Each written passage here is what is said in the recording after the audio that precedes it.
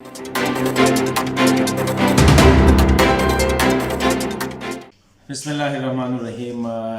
नाज़रीन अस्सलाम वालेकुम। नाज़रीन, गुज़िश्ता जो है हफ़्ते दोहा कतर में अफ़गानिस्तान के हवाले से यूनाइटेड नेशन ने एक 2 रोज़ा कॉन्फ्रेंस ऑर्गेनाइज़ किया।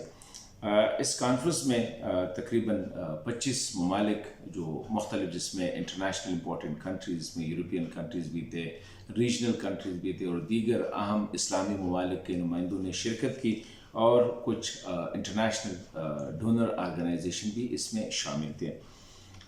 इस वक्त अफ़गानिस्तान के हवाले से जो इंटरनेशनल कम्युनिटी है वो एक कन्फ्यूजन का शिकार है, क्योंकि एक साइड पे तालिबान की हुकूमत और उनकी रिकग्निशन यानी उसको तस्लीम करने का मसला है। दूसरी साइड पे तालिबान के जो पॉलिसीज़ हैं, ख़ासकर ख़वातीन के हवाले से, इंक्लूसिव गवर्नमेंट के हवाले से या टेररिज्म के हवाले से, बल्कि स्पेसिफ़िकली ख़वातीन और गर्ल्स पे पाबंदियों के हवाले से इंटरनेशनल कम्युनिटी को एक ये है कि वो इसको बर्दाश्त नहीं कर सकते। जब इस कॉन्फ्रेंस को ऑर्गेनाइज़ किया गया तो इससे चंद 2-3 रोज़ पहले यूएन के जो डिप्टी सेक्रेटरी जनरल है अमीना मोहम्मद, उनकी तरफ से एक बयान आया और ऐसा इशारा दिया गया कि ये जो कॉन्फ्रेंस है उसने अंग्रेज़ी में जो वर्ड यूज़ किया इज़ अ बेबी स्टेप, यानी जिसको पश्तो में अगर हम समझ लें तो इसको आप जो बच्चे की जो पहली उसकी जो वॉक होती है, या जिसको हम मतलब जब बच्चा चलने लगे, बच्चे की वॉक या चाल जो है, इसे कह सकते हैं कि तालिबान को रिकग्नाइज यानी तस्लीम करने की तरफ एक बेबी स्टेप यानी एक छोटा सा स्टेप आप समझ सकते हैं। लेकिन इस पे अफ़गानिस्तान में स्पेशली या Afghan diaspora internationally specially women ने प्रोटेस्ट किया और उस पर कहा गया कि जब तक ख़वातीन के साथ तालिबान का रवैया चेंज नहीं, तब्दील नहीं होता है तो उनको रिकग्नाइज ना करें। दूसरी साइड पे तालिबान का अपना एक डायलेमा है। तालिबान चाहते हैं कि दुनिया उनको तस्लीम करे, रिकग्नाइज करे, उनकी हुकूमत को रिकग्नाइज करे, क्योंकि ऐसा करने से जो बिलियंस ऑफ डॉलर अफ़गानिस्तान की जो एसेट्स है इंटरनेशनल बैंकों में, उन तक उनकी फिर रसाई हासिल होगी और उनके तकरीबन इकनॉमिकली या थोड़ा सा वो स्टेबल हो जाएंगे। लेकिन उनके साथ उनकी लीडरशिप का प्रॉब्लम है, जो स्पेशली जो काबुल में जो उनकी हुकूमत के जो हुक्मरान तबका है और एक उनका जो सीनियर जो लीडरशिप है कि वो नहीं मानते ख़वातीन के हवाले से जो सख्तियाँ हैं या पाबंदियाँ हैं उनको नरम करने के हवाले से। अभी वहाँ पे ये डायलेमा है दूसरी से इंटरनेशनल कम्युनिटी के लिए कि वो डिसएंगेज भी नहीं कर सकते और इंगेज करें तो कैसे करें, ये एक बड़ा मसला है। तालिबान कहते हैं कि ये जो ख़वातीन का मसला है ये हमारा अंदरूनी मसला है, इसको अटैच ना किया जाए तालिबान के साथ सफारती ताल्लुकात कायम करने से, या उसको जो है उनके साथ डिप्लोमेटिक रिलेशन इस्टेब्लिश करने के हवाले से इसको उनके साथ नाती ना किया जाए।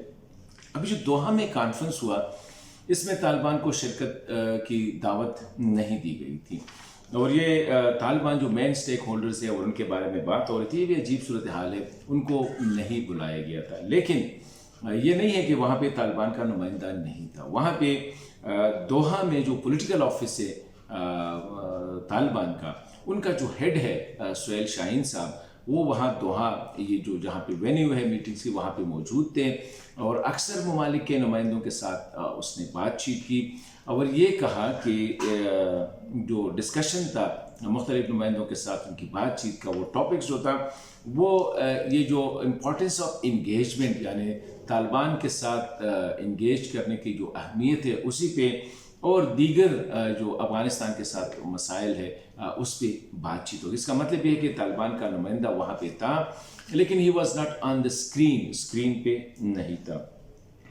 अभी ये मामला जो है ये बड़ा क्योंकि 2 साल हो गए और Afghanistan is not an ordinary country. Afghanistan UN का जो है ना जो फाउंडिंग मेंबर्स में शामिल है, लेकिन इसकी वो इंटरनेशनल अहमियत है, रीजनल अहमियत है।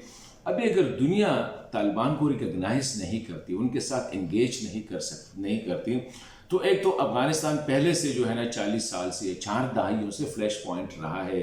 फिर लेटर ऑन जो टेररिज्म का इशू आया उसमें अफ़गानिस्तान जो एक बुनियादी किरदार है उसका, خطے میں افغانستان کا ایک بنیادی کردار، ایک میجر کوریڈور ہے، ایک ایسی جگہ پہ ہے جغرافیکلی کہ دنیا کی جو میرے خیال میں میکسیمم جو ٹریڈ روٹس ہے وہ آیا افغانستان کا بھی، ایشیا، یورپ وغیرہ اس میں وہ.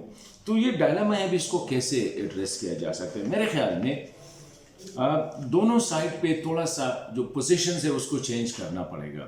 ایک تو یہ ہے کہ طالبان کو اپنا رویہ جو ہے یا اسپیشلی خواتین کے حوالے سے جو پالیسیز ہیں اس میں لچک دکھانی ہوگی. یہ طالبان لیڈرشپ کو ماننا پڑے گا کہ اس وقت آپ آئسولیشن میں نہیں جا سکتے، یہ بھی ایک حقیقت ہے. دوسری یہ ہے کہ یہ افغانستان دنیا کا واحد ملک ہے جہاں پہ خواتین کی تعلیم اور ان کے کام کرنے پہ پابندی لگائی گئی ہے. تو یہ بھی عجیب بات ہے. طالبان کو بھی افغانستان کو ایک میوزیم نہیں بنانا چاہیے، ایک عجائب گھر نہیں بنانا چاہیے. انٹرنیشنل کمیونٹی کے ساتھ جس طرح افغانستان کا جو تاریخی کردار ہے اسی حوالے سے اس کو انگیج ہونا پڑے گا. دوسری سائڈ پہ انٹرنیشنل کمیونٹی بھی طالبان گروپ کی جو ضد ہے یا ان کی جو یہ جو اپروچ ہے اس کو سامنے رکھ کے اور اس کو دیوار بنا کے افغانستان کے جو 40+ ملین جو پاپولیشن ہے اس کو اگنور نہیں کرنا چاہیے، نہ افغانستان کو اگنور کرنا چاہیے. تو ابھی ان کو بھی کچھ ایسے، یہ یو این کا اچھا انیشیٹو تھا جو بیبی سٹیپس کا اس کو نام دیا گیا تھا.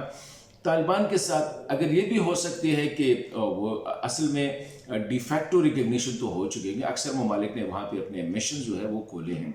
ابھی یہ ہے کہ انگیجمنٹ کے لیے ایک نیا ٹرم جو ہے قائم کرنا پڑے گا ریکگنیشن کے لیے، تاکہ طالبان پہ انٹرنیشنل اس کے جو اسپیشل ان کے جتنے بھی گورنمنٹ آفیسرز یا گورنمنٹ لیڈرز ہیں ان پہ ٹریول بین بھی ہے، یہ بھی مسائل ہے. تو میں سمجھتا ہوں کہ اس ایشو کو طالبان کو بھی اپنا زد چھوڑنا پڑے گا، 2-3 قدم پیچھے جانا پڑے گا.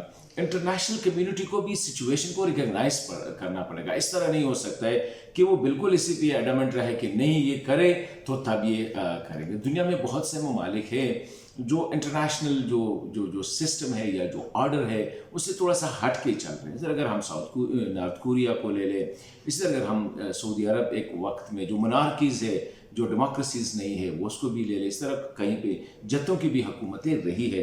تو میں سمجھتا ہوں کہ دونوں سائڈ کو تھوڑا سا لچک دکھانا پڑے گا، طالبان کو زیادہ کرنا پڑے گا. لیکن اگر وہ نہیں کر رہے، ان کی مجبوری ہے جو سپریم لیڈرشپ ان کی طرف سے، تو میں سمجھتا ہوں کہ انٹرنیشنل کمیونٹی کو، آخر میں یہی کہوں گا کہ انٹرنیشنل کمیونٹی کو اس پہ تھوڑا سا ریکنسیڈریشن کرنی پڑے گی.